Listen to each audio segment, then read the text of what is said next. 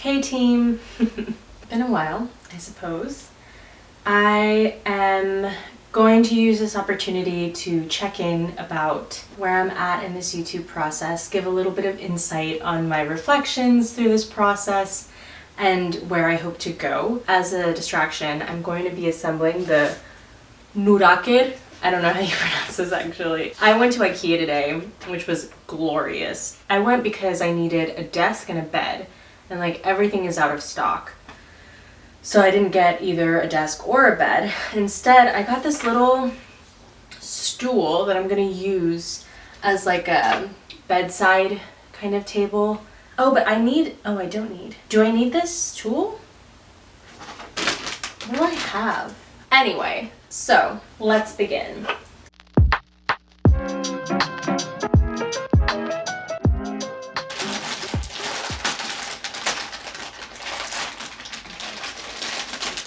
So this is a very spontaneous, I guess you could say, video. I have had my YouTube channel now for, when did I start? Like July? Did I start in July? I think I started in July.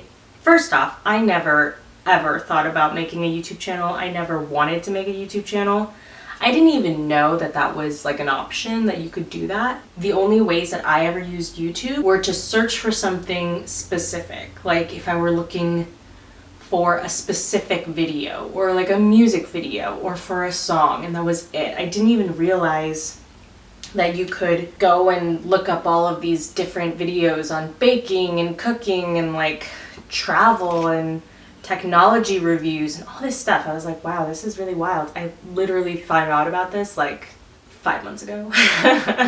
My age is showing probably. So when I did find out that this was a possibility, it was kind of, you know, intriguing, and I started this journey more because I have wanted to document my travel experiences, and I really enjoy editing videos and, you know, kind of curating these little vignettes of my life and my adventures, and thought it would be cool to share that with people. What was interesting to me though is that it all happened at a time when I can't really travel. You know, with this whole global pandemic, there are a lot of borders that are closed. It's also like riskier to travel, so if it's like not really that essential, maybe it's not that smart to do. At least that's how I see it. I guess I was just like so wanting to be back out in the world that I was really interested in just finding a creative way to explore. And for me, that looked like cooking different recipes. What was surprising to me was kind of the context of my life at this time and like where I'm coming to YouTube from. There are like 3 big insecurities that I am like currently living. And the first is that I am unemployed, and I've been unemployed for quite some time. I, before the pandemic, was, you know, applying and looking for opportunities and wasn't really finding positions that spoke to me. I had just, you know, come from a work environment that I determined like that's not really what I want to do. And I really, really did not want to have to go through the application process again because I'd only been at that job for a year. But you know, I did the whole thing and nothing really spoke to me. And then lockdown kind of happened, and the opportunities that were presenting themselves just like went away. I have been grappling with like what being unemployed means for someone who is 27 years old with, you know, a master's degree. US society tells us as young people and as just citizens that our identity is defined almost by what we do. And so when I'm not doing anything professionally, it made me feel like I have no worth. And which is really horrible if you really think about it, because it's a lie. You are not what you do professionally. You are so much more than that.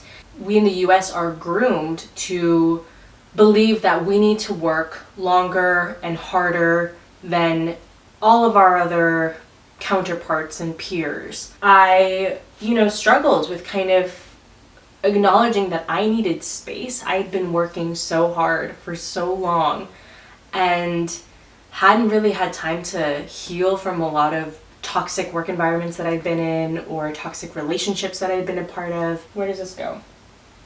What is this? Oh, it goes here. Yeah. Where? The second one or the first? And the first. So that was the first insecurity.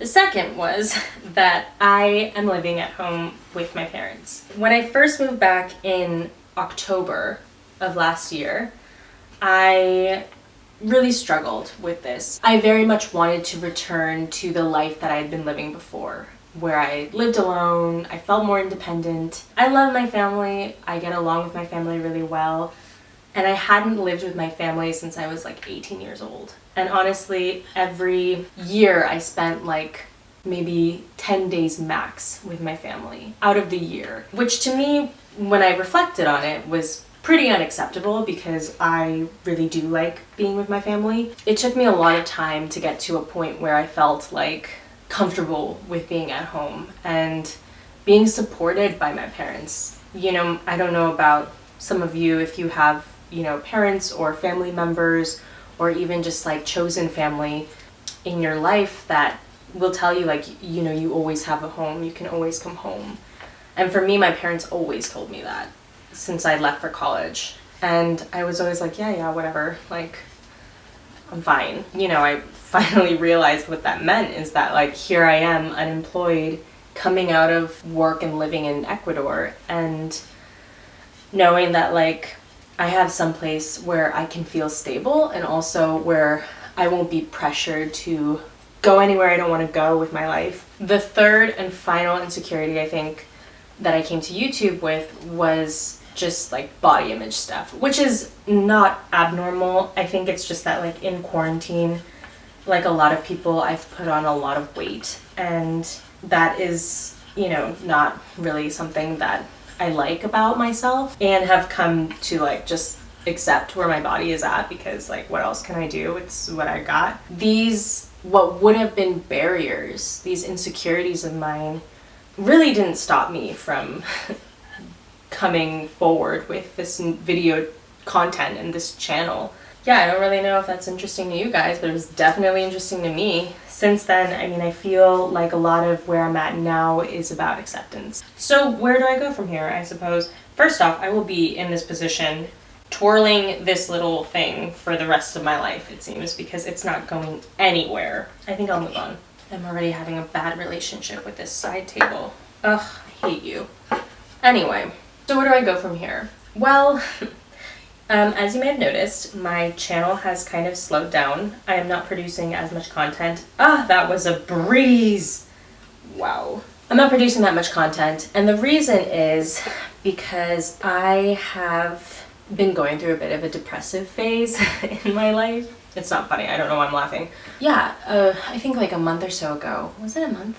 I don't know when it was, but I just started getting really, really tired and was not feeling as motivated as I had been to film videos and think up ideas and edit, especially the editing. I was just like, oof, no. At the start, I was pushing through it. I was exhausted and I didn't know why. I just, you know, I'd been like really active, like all of the quarantine period. I was working out 5 days a week. I was like really high energy. I was feeling good. And then I just like suddenly started to decline and was feeling so tired. I ultimately... Yes? What? Do you want attention? Yeah. Okay. Do you want to make this for me? Okay.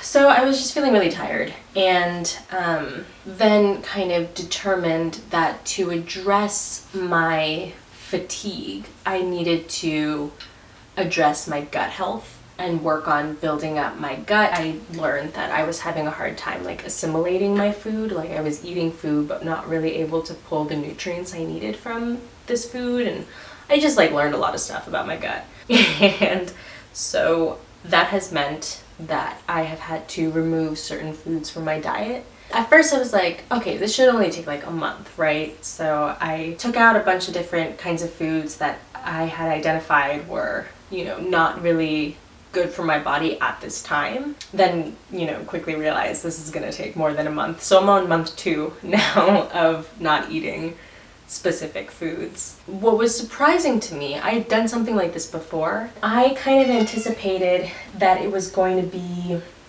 this really positive experience. I was gonna feel really high energy, but instead I like really became depressed. It was wild. I just spent like a week in bed and I felt like garbage, like fully like I'd been hit by a truck. I learned that the diet that I had, which isn't to say, like, when I refer to diet, I'm not talking about like a weight loss kind of regimen. It's more just about the foods that I consume.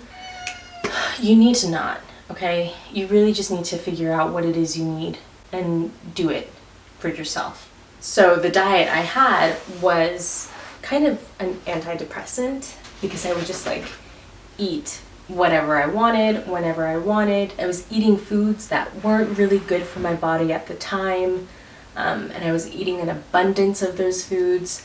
And so then I would quickly feel and shortly feel really positive and happy, and then kind of crash and then look for that, you know, stimulant again. And so what happens now?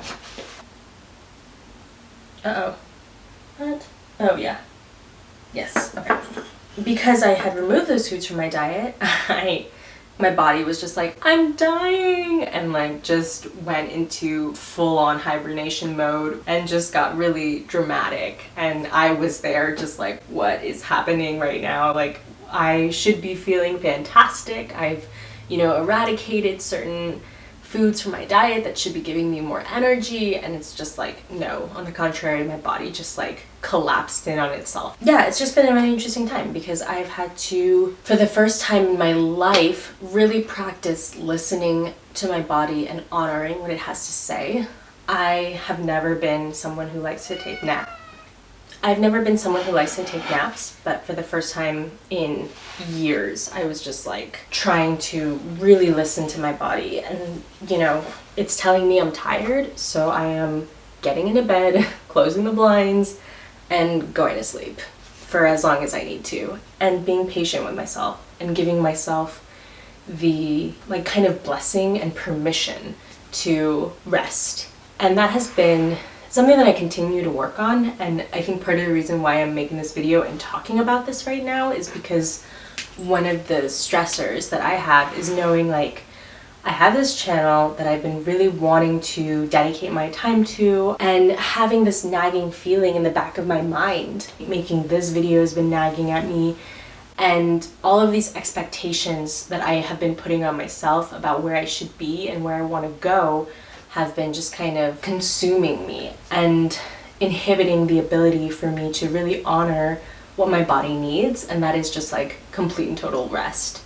You know, I've always kind of known that the mind and the body are connected, and so right now, by addressing my gut health, I am not only addressing the physical elements of my wellness, but I'm also having to confront the mental and emotional elements of my wellness. And so, you know, that has manifested in a depressive state. That is also manifested in, you know, trying to allow myself to not be concerned with any of the other stressors that I have created for myself, like this channel, like expectations of working out, even maintaining social relationships. Like, I haven't really done a good job in the past month of keeping up with my friends because I haven't had the emotional capacity to even keep up with myself. I'm really working through all the stuff that has come up just from changing the way that I eat. It's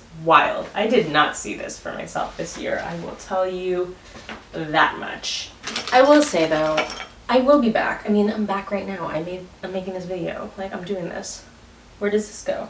I'm not sure that I will go back to the 1 video a week kind of content schedule that I had initially created for myself, but I haven't forgotten about YouTube. I have no intentions of dropping YouTube at this time. I am just at this point where I've had to remind myself multiple times now that this YouTube journey is my own.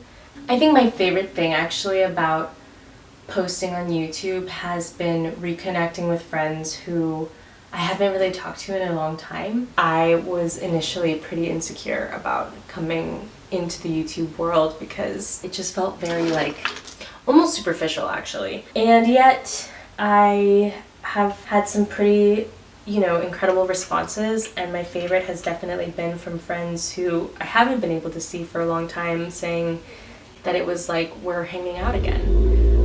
One of my best friend told me like, oh, I thought that we were having a conversation about that the other day, and then I realized I saw you talking about that in one of your videos.